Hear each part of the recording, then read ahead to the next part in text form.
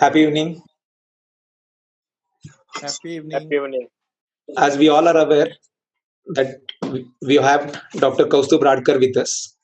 He is considered to be one of India's elite athletes, a former Indian swimming national champion. He started swimming at the age of 9 and has represented India in several Asia Pacific swimming championships. The poster boy of Ironman in India, he finished his first race in Arizona in 2008 with the time of 11 hours 46 minutes 41 minutes and 36 seconds, the fastest debut for an Indian. He has completed Ironman in all six continents. He is the first and only Indian to be an Ironman certified coach. Our mentor, Naren, is currently training under him. This session was to be conducted by Naren himself, but due to his prior commitment, he is not in town, and if cellular network is available, he would join us. We have learned from Naren that it takes 21 days to form a habit and 42 days to create a lifestyle. And hence, this initiative of Life School is for 42 days to develop a lifestyle of fitness in the fraternity. And to guide us in this journey, we have Koustubh Radkar sir with us. If any of the viewers have any questions for Koustubh sir, please type it in the chat box and we'll try to cover them in the discussion. For those who might not know, a full Ironman is 140.62 miles, that is 226.2 kilometers, of which we have 3.8 kilometers of swim, followed by 180.2 kilometers of cycling, followed by 42.2 kilometers of run, all back to back. And Kaustubh sir has completed only 25 such championships. He also completed the Comrades, which is 89 kilometers run in 2016, where he emerged as the fastest Indian. I know we all are eager to listen to Kaustubh sir. So let me invite him on behalf of all and hand it over to him for his words of wisdom. Over to you, Kaustubh sir. All right. Happy evening, and thank you for having me.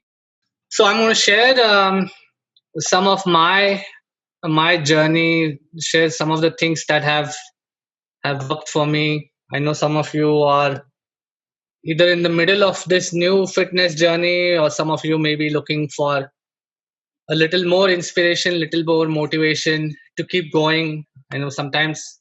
So since it's a new year and a lot of you have started the fitness journey or in the middle of your 42-day fitness journey, I've titled today's talk as "Taking Control of Your Life," because at the end of the day, that's what we're trying to achieve through our fitness journeys.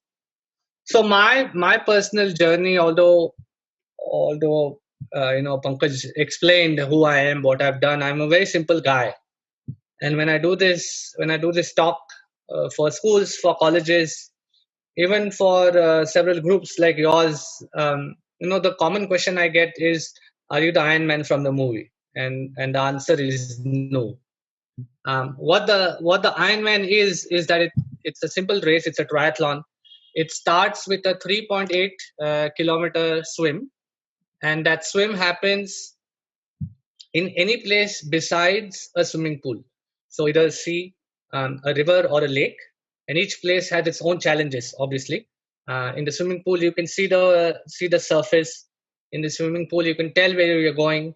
As you can imagine, in the sea, with the waves, with the sun in your eyes, you can't really tell where you're going. There's a hard cutoff for the swim. The cutoff time is 2 hours and 20 minutes. If you're not able to finish the swim portion in 2 hours and 20 minutes, your race stops. You're not allowed to continue further. There's roughly 1,500 to 2,000 participants, or athletes as I call them, in each race, and all of them pretty much start at the same time. Water temperatures can range anywhere between 16 degrees. So if it's 16 degrees, it's very, very cold. 16 degrees water is very, very cold. So that's when I get to wear my special Ironman suit. This is called a wetsuit. It's designed to keep you warm. Or sometimes it can be as hot as 25 plus degrees, which is very, very hot. So that is almost like you're taking a shower, just that shower is going to last about an hour. Now, for me personally, the swim is the easiest because I have a huge swimming background. I was Indian national swimming champion from 1995 to 2001. So I enjoy the swim, and I'm usually top three, top five out of the water overall in those 1500, 2000 athletes. For the Ironman, the water safety is very, very important. As you can imagine, 1500, 2000 athletes at one time, they do not want any incidents happening. So they have deep sea divers. So this is one of the iconic pictures taken from a deep sea diver, that they look from below the surface, and if any athlete either starts showing signs of drowning, or they feel uh, athlete is struggling, the divers come up. They usually have kayaks and boats waiting, and the athlete is rescued in a matter of seconds. So water safety is of prime importance. Once you're done with the 3.8 kilometer swim, you have a bike ride of 180.2 kilometers. Obviously, I have put a picture of my bike because that's the most common question people ask me, is which cycle do you ride? And this is one of my older bikes. This is called a triathlon bike. So if you can see, there's a handlebar, and that's where we control our gearing. And you have the regular handlebars on the side, which also have the brakes. So this is a very, very special triathlon bike. So 180.2 kilometers, obviously it's very difficult to find shaded routes for 180 kilometers. Most majority of the race is in harsh sun. Routes are very, very tricky. Sometimes there's sharp turns, sometimes there's slopes. Some courses are known for their hills. Again, just like the swim, there's a cutoff. So there's a hard cutoff of 8 hours and 10 minutes. You have to finish the swim and the cycle in 10.5 hours. That's the combined time. Unfortunately, if you are not able to finish, your race ends right there.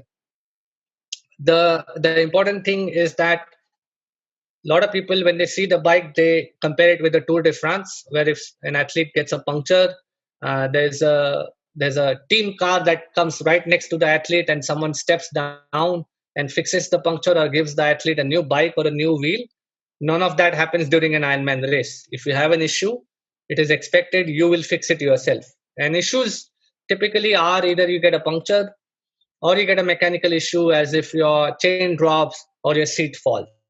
So these are simple things, but if you don't practice them, if you overlook them, I know athletes who have not been able to finish the race because of these.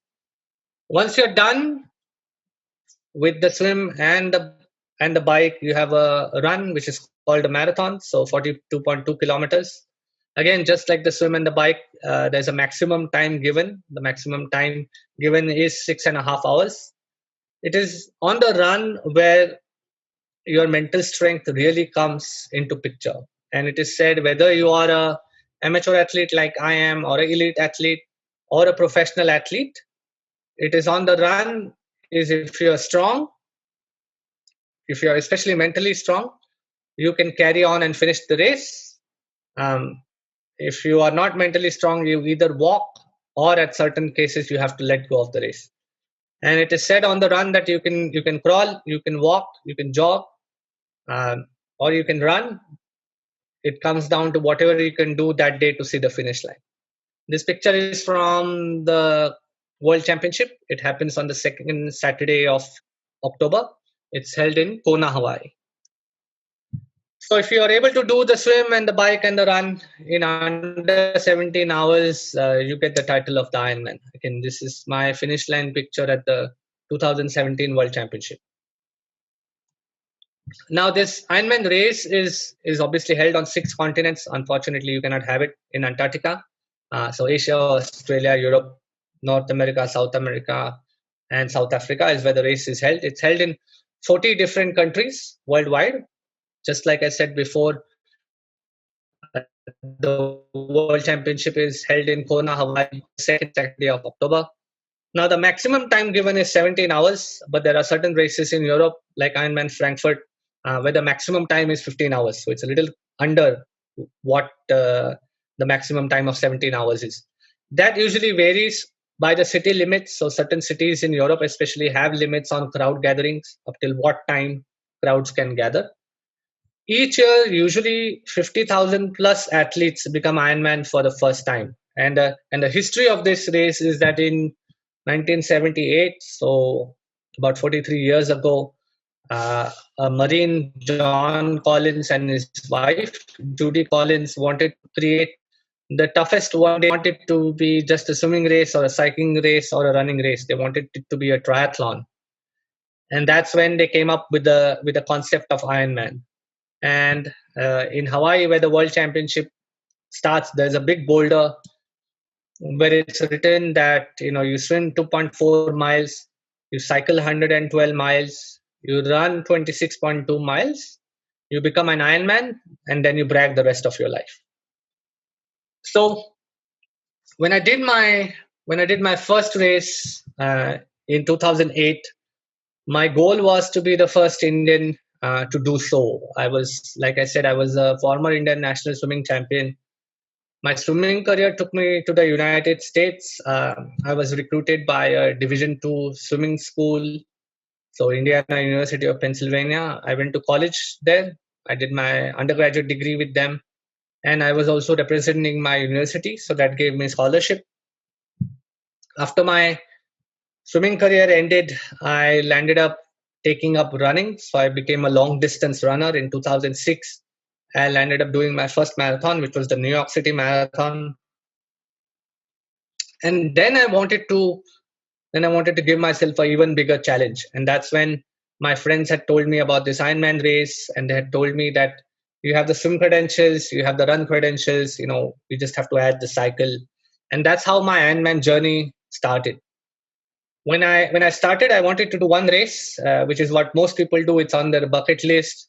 They achieved the Ironman title, and then they never look back at it. And I was pretty addicted to this sport. So after the first race, I had signed up for one more, and then one became 5. And then I thought, okay, if I can do 5, let me try and do 10. When I did my 10th race, I knew that if I do 12, I would qualify immediately for the Ironman World Championship. So you have to have done the Ironman 12 times to qualify for the World Championship. So I ended up qualifying in 2015. And then I found out that there's only a handful of people in the world who have done an Ironman on all 6 continents. So that was a good challenge to give for myself. And then when I did the World Championship, that was my 19th race. So I thought, okay, let me try and get to 25 Ironman races, and then we will see what happens. So like Pankaj rightly said, I've only done 25 Ironmans so far. So I don't know which my 26, 27, 28, whatever that number is, will be. How I have achieved it, I make it sound very, very easy. But it's been a lot of self-belief, especially after I moved back to India in 2013. A lot of people had told me that it's easy to do abroad. You can never do an Ironman while living in India, and I sort of wanted to prove them wrong. So in 2013, when I moved, I had done 7 Ironman races, and in the past 7 years, I've done 18. So I think I've sort of recognized what I can do, and it's not hard at all if you believe in yourself, you're disciplined, you are motivated. But it also comes to not letting go. So for me, Ironman is very, very synonymous to life, and that's part of the reason why I'm always excited to get up in the morning and do my workouts. I know TJ knows that. We run together a lot of times. But I look forward to the process. I really enjoy this journey of staying fit. I always tell people that, the Ironman race is one day. It's the training for the other 364 days that keeps you going. And so some of you may be feeling a little demotivated. Usually everyone hits that little slack in their fitness journey at some point. So you just have to, wake up in the morning and get going. And trust me, there are at least 50 days, even for me, where the bed seems very, very cozy and the snooze button is within reach. We all, regardless if you are an elite or an amateur or a professional athlete, we all go through the same motions. It's just that you have to find that inner drive, that inner discipline to keep going. Important is, like I said, you have to be very, very disciplined. On average, in a week, I train anywhere between 12 to 16 hours. Not on every single day. It's in the week. Every day, roughly, I land up training 2 to 3 hours. I take one day off, which is typically Monday or Wednesday. And I do two activities on a day at least. So usually it's either a run or a cycle in the morning, and either gym or swim in the afternoon. So I've had ups and downs. In 2016, I had torn my knee ligament, the ACL, which is called. And at that time, Ironman Malaysia was going to be held for the last time in November. And I really wanted to go and finish this race. And I had committed myself. I was well trained. So within 6 weeks of um, having a torn ligament, I was able to go and finish this race. I think this was my 15th or 13th finish at that time. And why was I able to do it? Is very, very simple. It was because of the training of so many years. So in life, the more you do, the more experiences you have, uh, they will always come handy for you. I've also, from a very, very young age, believed that you have to keep challenging and exceeding your limitations at all times. And so I always like this, where it says, until you spread your wings, you'll have no idea how far you can walk. And the only limitations sometimes we set are in our mind. So with that, um, there was another race um, which I wanted to do just as a challenge to myself. It's called Ultraman. It's a 3-day event which happens in Florida, in Arizona, in Canada, and in Brazil. So it's held in 4 different places. It's a 3-day event. Uh, each day has a 12-hour cutoff. So very different from Ironman. The first day is a 10-kilometer swim and a 145-kilometer cycle. Um, the other thing about this race is that you need your own crew. So you can have your own, like the Tour de France, you can have your own car following you at the back. You need any nutrition. You need a change in wheels. The crew can help you out. When I did this race, the first day was supposed to be my easiest day because obviously the swim is my strength. And 145 kilometers cycle, I had thought I would be able to do it without any issues. Unfortunately, it landed up being one of my toughest days, is because the water in Florida that year was very, very cold. It was roughly 12 degrees. And for some reason, I had only taken my half sleeves suit, as you can tell. So my arms pretty much froze for the 2 hours and 49 minutes that I did the swim.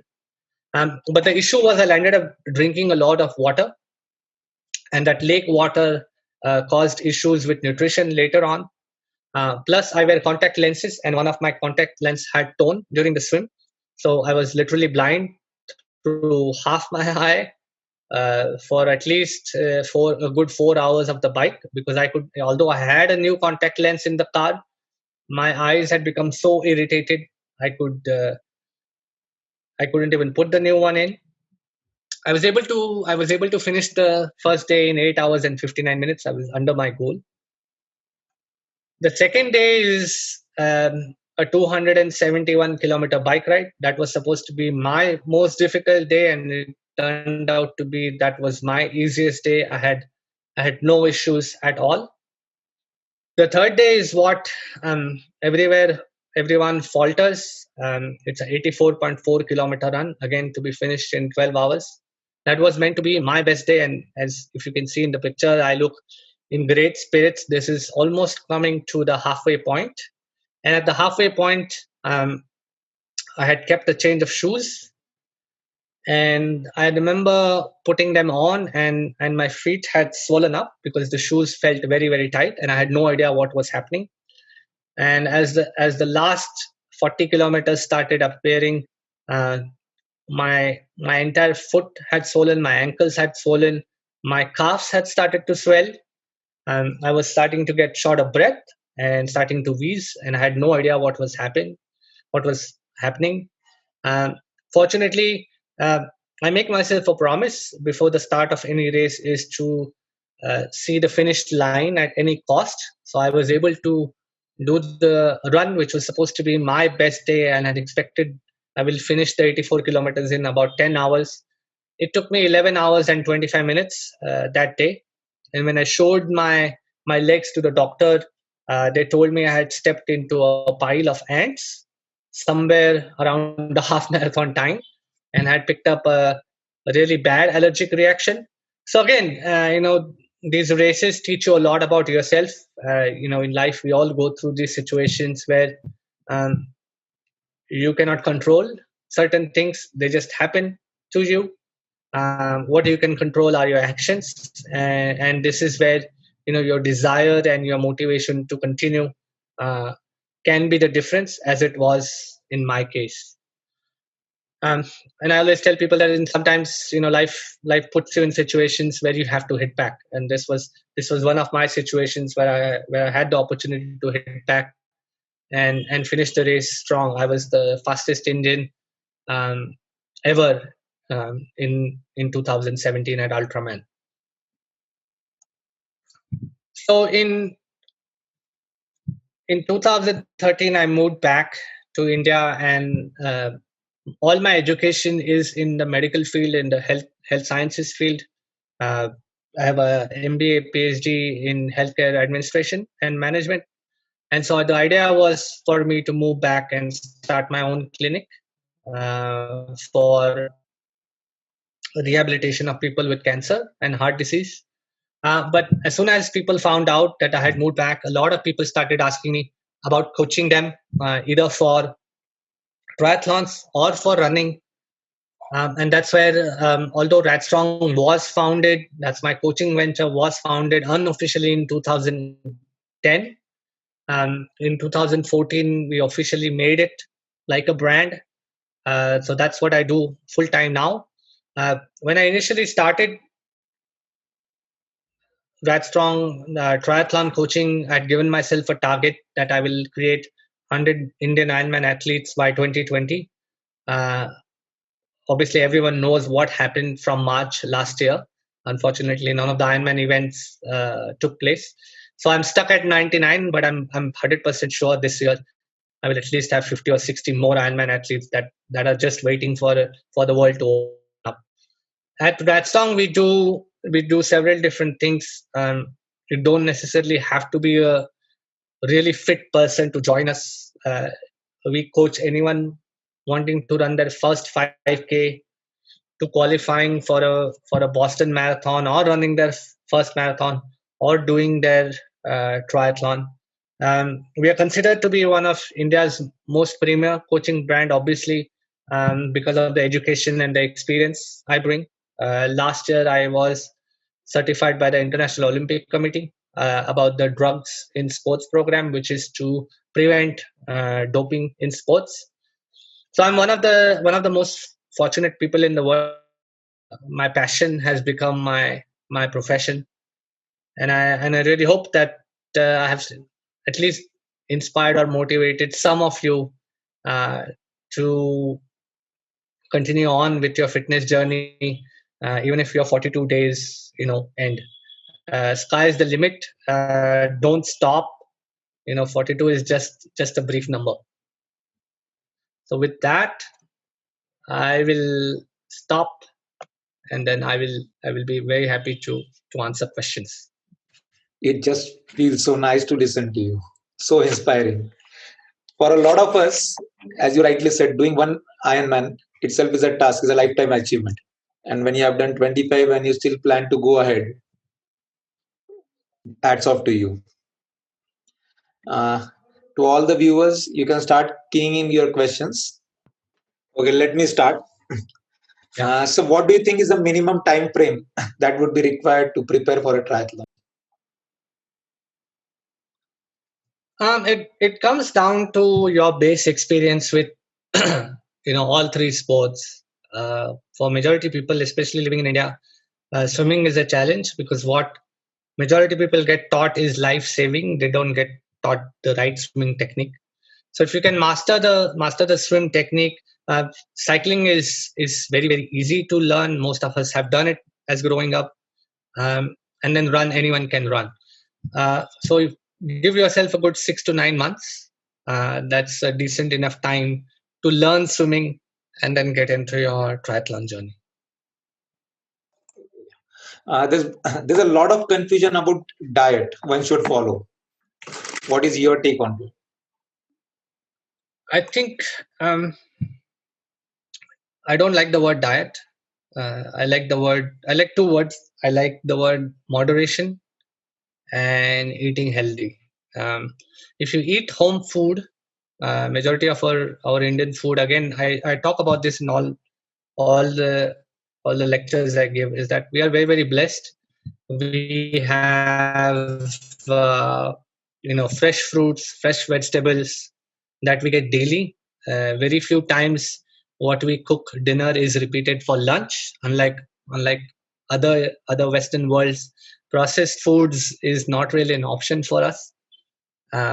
So we are fortunate. It's just that moderation is the key. We do not count our calories. So if you are able to count your calories, you will know how much you are eating, and then it's a simple formula of calories in, calories out. Most of us who exercise roughly need about 2,000 calories per day.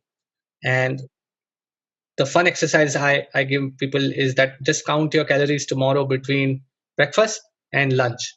And I guarantee for 80% of you, you're going to get your 2,000 calories by lunch. So your afternoon snack and your dinner is all excess. So that's why I say moderation.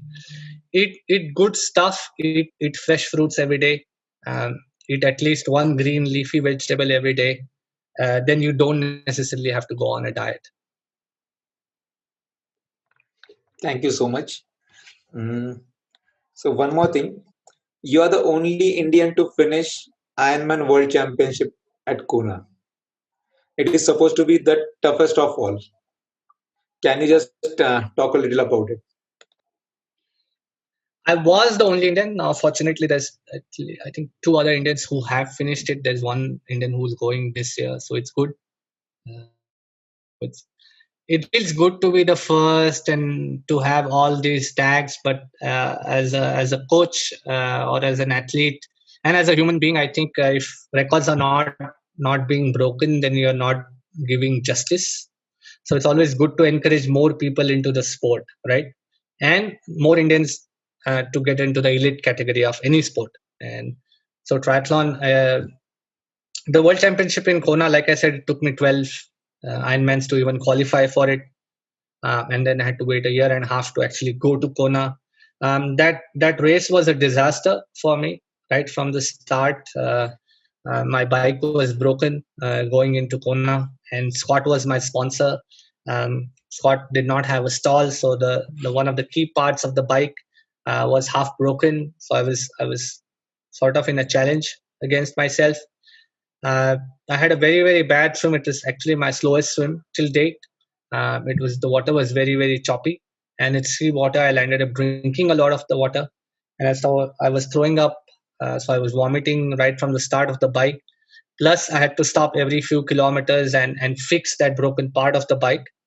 Um, and and at the end of the day, uh, usually I'm looking forward to the run. That's one of my strongest disciplines, I would say. Uh, but when I parked my bike in Kona, I could not even walk to go and change my shoes into my run shoes. All I knew was that I had to keep going, and so I had ample time. Again, having a strong swim and a fairly decent bike, I had ample time to just go and finish the race. It's just that like I said, sometimes you can only control what you can control. It would have been very easy for me that day to say, I'm at the World Championship. I'm not having my best day. I should just stop. But not once did it occur to me that I should stop. Rather, every time I just told myself, find a way to see the finish line. So there was a question which was asked, I think, about that. Have you ever had a tremendous challenge. So for me, Ironman Kona, although is the world championship, that is my slowest race, but that is also my best race. I feel because in spite of all the odds, in spite of all the challenges, I was able to finish it.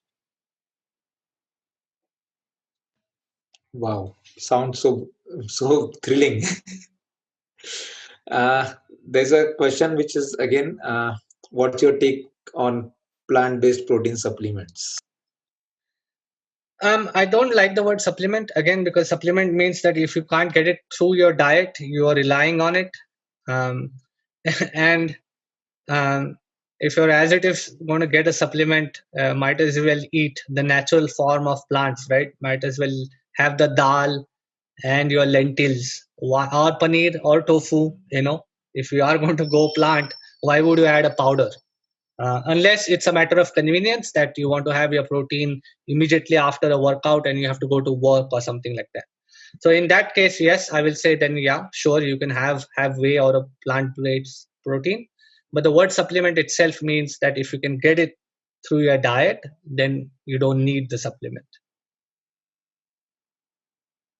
Great, thanks. There's a question. What's a good age for kids to start training? I think first of all, I think till 12 nobody should talk to their kids about training or any of the words. I think the mistake I've seen parents make is that you should expose your kids to as many sports as possible till they're 10 and 11, and then you figure out which they are good at. Sometimes we have these reference points we create for kids that my son or my daughter is only going to play badminton because one of the parents has history, or tennis or basketball, whatever that is. You will find out that just like us, certain kids pick up certain sports much faster. So give them the ability to train at as many, expose them to as many different sports, and then let them choose what they like. Again, if you can't find enjoyment in your sport, they will do it till they are 14, 15, 16, and then they will never take a look at it. So might as well expose them to training or any serious level after 13 years old.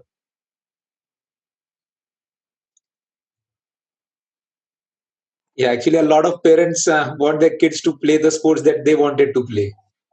Yeah, that's So, very, very natural, right? uh, so this is from my wife. How does your normal day look like? I need to ask this. So my normal day usually starts at 5 o'clock in the morning. And like tomorrow, Thursday, we have a run. We start at 5:40 in the morning, and we'll finish the run by about 6:40, 6:45. I will have a cup of coffee, and then at 8 o'clock, I will more than likely go to the gym and do my second workout. By 9:30, usually I start my coaching related work, creating plans, talking to athletes about what has happened. Some athletes have races coming up, so discussing strategy. Usually by 12:30, I have a light snack, and then under normal circumstances, I would go swimming at 2 or 3 o'clock in the afternoon. Obviously, right now, uh, that's not permissible, so I'll land up riding the bike at 3 o'clock. Again, I do an hour and a half of work, and usually by 6:37, my dinner is done, and by 9:30, I usually go to my room and retire for the day. 9:30 usually is lights off for me. That is going to be a big challenge for a lot of us. For them, the day begins at 9:30 p.m. rather, late nights. Yeah. Mm, what would be your suggested route map for someone who wants to compete in the Ironman in the long run? Like I said, first get into triathlons. Start doing small triathlons. See if you even enjoy the sport. You can keep Ironman as the big picture to finish off, but you still have to do the sprint triathlon, the Olympic triathlon. You have to do a couple half Ironmans, and then you will realize if you are ready for the next challenge. I mean, there's a question about how many days do you practice and how many hours. Ironman training is not easy. You're looking at 2 to 2.5 hours daily And on the weekends, one day is going to be 6 to 8 hours of your life. You have to ride 150 180 kilometers. After that you have to run roughly an hour and a half too, so that's 8 hours right there. And then the next day you got to go for your long run again. So like I said, it's 14 to 16 hours of training in the week, and that training for a good race takes anywhere between 6 to 9 months. So before you commit, have a conversation, one with yourself, with your family, and understand that there's a lot of sacrifices that you will have to make, especially as working professionals or entrepreneurs or businessmen. There's a lot of time and commitment that you will spend away from your business and also from your family. You have completed 25 Ironman. The first you did was in 2008. So in 12 years, you have completed 25 Ironmans, which is more than two per year. So it's a huge achievement. So how do you look forward to do more, and what keeps you going? Like I said, I don't fixate on the numbers. I mean, I just keep adding, just like age. I keep adding a number to myself that I've done 25. Let me see if I can do 26. Once 26 happens, I'll say, okay, let me try 27. At some point, my body and my mind will tell me that enough is enough, and when that moment comes, I'll be happy to step away. I really enjoy the process. I mean, I think when I tell people that I go to bed at 9:30, the common reaction is that I cannot do it. It's not possible. Uh, and I always tell people that if you want to achieve something really bad, you will make it possible. Everyone has 24 hours in the day. I just choose that instead of wasting 2 hours in front of the TV or in my mobile or whatever that is, I would rather get that extra 2 hours of sleep, and that makes the difference of getting up in the morning at 5. And if you have good 7.5 hours of peaceful sleep, the chances are that you will be able to get up even before the alarm goes off. So, Kaustubh, it is a very lonely journey when you are swimming or running or cycling. So, it is not only for a short duration, it is for a longer duration. So, what goes on in the mind when you are going through the whole process? What is the kind of a self talk? Because there is a constant chatter which keeps happening. So, when you are going through the whole process, whether it is triathlon or Ironman, what goes on, what you keep telling yourself, or what is the kind of a self-talk which goes on in your mind? And second question I have is, what's your dream? What goes on in your mind is that you have to stay in the moment. Even if you're in the swim, you cannot think about the bike. When you're on the bike, it's even more crucial. You don't think about the swim, whether it's good or bad, or think about the run. You got to stay in the moment. You have to control your thoughts. It's very, very important. You have to try and keep things positive as much as possible, even if you're having the worst of days or you're having the best of days. Sometimes you feel really good, and that's when your patience comes in. That if I push beyond what is necessary, it's going to hurt big time on the run. The Ironman race doesn't even start till about 15-21 kilometers into the marathon. So keep things positive. That's what I tell myself. One pedal, one stroke at a time, and then on the run, it's one foot after the other. I think personally, my dream was to do 25 Ironmans. Like I said, I don't know what the next number is going to be.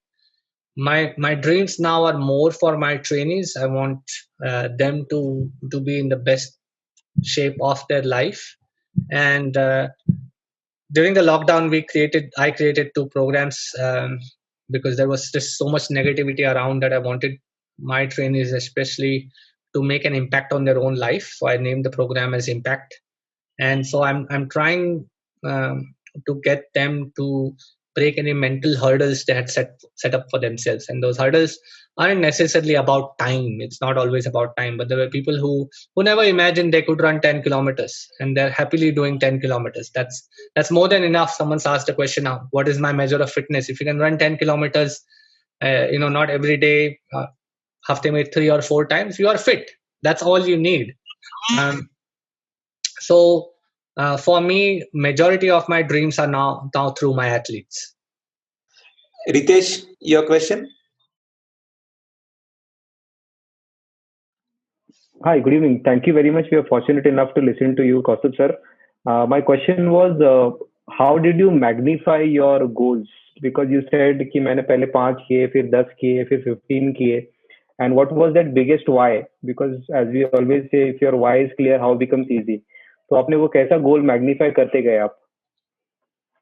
See, again, the number one thing is that the why is very, very important. And for me, the biggest why is the process. I really enjoy the process of pushing myself. I try and do different race because each country, each swim, each cycle, each run, the weather has its own challenges that come. That's why I try not to repeat any Ironman races. So when you sign up a year in advance, your why is already clear that you want to go and finish the race. The numbers are the numbers. I mean, I'm not really that superstitious that I want to stop at 7 or 9 or 11 or 19, whatever that is. I just felt that 25 is a number that very few people in the world have achieved, and that's when I said, okay, if I can get to 25, then nothing like it.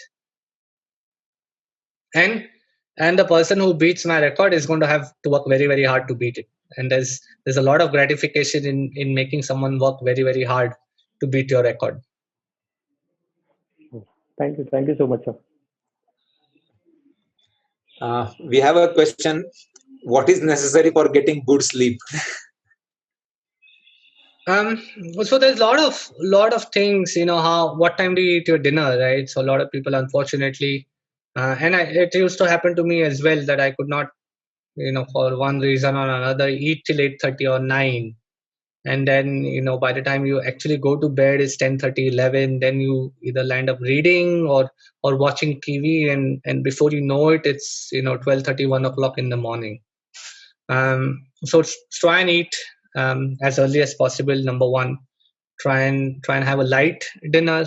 Number two, and number three, very, very important is when you go to bed, keep your phone away. And I keep my phone for charging outside, and a lot of times my phone is on airplane mode, because the people who need to get in touch with me, if there's an emergency, they'll know how to get in touch with me, because the phone is a very big distraction for all of us. That there's always some forward on WhatsApp, or some video on WhatsApp, or some talk on YouTube, or some song, or some post on Instagram or Facebook, or whatever social media channels we use.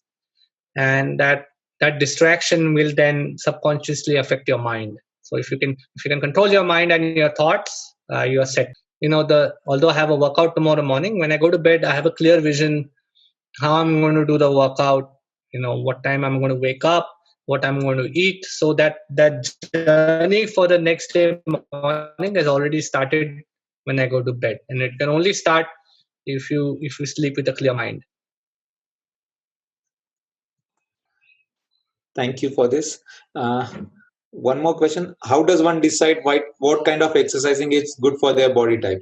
Should you do yoga, gym, aerobics?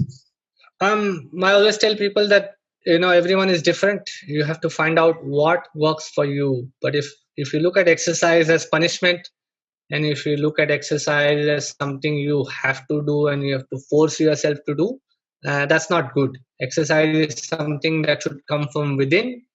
It should be something that gets you out of bed. And for some people it's Zumba, for some people it's aerobics, for some people it's running, for some people it's tennis, going to the gym, whatever that is. So you have to figure out what will keep you going, and then stick with it. There's no reason why anyone should do the same thing and follow the crowd. Does age matter to prepare for Ironman? This is by someone who is 52 years old. So I've coached now 3 athletes who are above 60, who have done 3 Ironmans so far. I have at least 10 or 15 athletes, both male and female, above 50 who have done Ironman. I mean, I know I can, at the top of my head, I can count 4 female athletes about the age of 50 who have done Ironman in the last 2 years. So no, age is not a barrier. It's just a barrier we create for ourselves. There was a question I saw that are the distances same? Yes, the distances are same for male and females. The format is the same. It always starts with the swim, and always the second portion is the bike, and the last portion is the.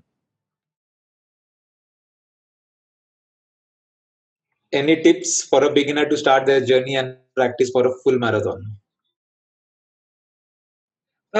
Again, keep full marathon as a dream. I mean, it's a great goal to have to finish 42.2 kilometers. But to run 42.2 kilometers, you should give yourself good 6 to 9 months. Again, you want to do it not as a punishment, but as a dream. That process should be enjoyable. You should be able to look forward to finishing those 42.2 kilometers and celebrating that moment. It should not be that, karna tha, kar diya bas. Now I don't even want to look at my running shoes. As soon as you finish, you should feel that, oh, great, now I'm going to go for the next challenge or the next marathon, whatever that is. So give yourself ample time. Running is a very, very impactful sport, right? So you're just pounding. So the risk of injury is very, very high. So you have to plan properly, give yourself ample time. Women have to be especially more careful because of muscular issues, along with the hormonal issues that they can have. For many, including me, we have this fear of coming to someone like you. So Kaustubh sir ke paas jana hai and to get trained. We always feel that we are not good enough, competent enough, we are not doing enough to get trained by you. So how do you break this barrier? So number one, I think my USP is that if you're training for a 1 kilometer or a 5 kilometer or a 42 or a 89 or a triathlon or an Ironman or an Ultraman, I'm in charge of your plans. So everyone who joins me, and I joke this with everyone, is that you are a celebrity for me. So it doesn't matter, who you are, what level you are. My only commitment to you is to make you help achieve your goals and your dreams, and try and break those shackles in your mind that we all have. I always tell people, don't leave my credentials aside. You have to look at me as a coach and then discuss things freely with your coach. Just as if you're asking me the questions here, or typing the questions, that channel of communication has to be open between you and your coach. And I have that same example for myself, right? So last year was the first year I actually got a coach, and I got a coach who's been to the US Olympic trials multiple times in different events. And if I had only looked at her credentials, I probably would not have had an open relationship with her. And we identified that going in, that she was also open, that you have to be able to ask me questions. We sometimes feel that the person in front of me will think that I'm very stupid or I'm asking very, very basic questions. No, it's not the case. As coaches, we want you to ask us questions, and as a teacher, that's what we prescribe as well, right? So if you're not able to understand something, that's why we have teachers. Similar with the coach. Pankaj, can I ask one question? Yeah, please go ahead. Kaustubh sir, happy evening. Happy evening. Kaustubh, I want to ask you one question. This is a personal question. I'm 68 now.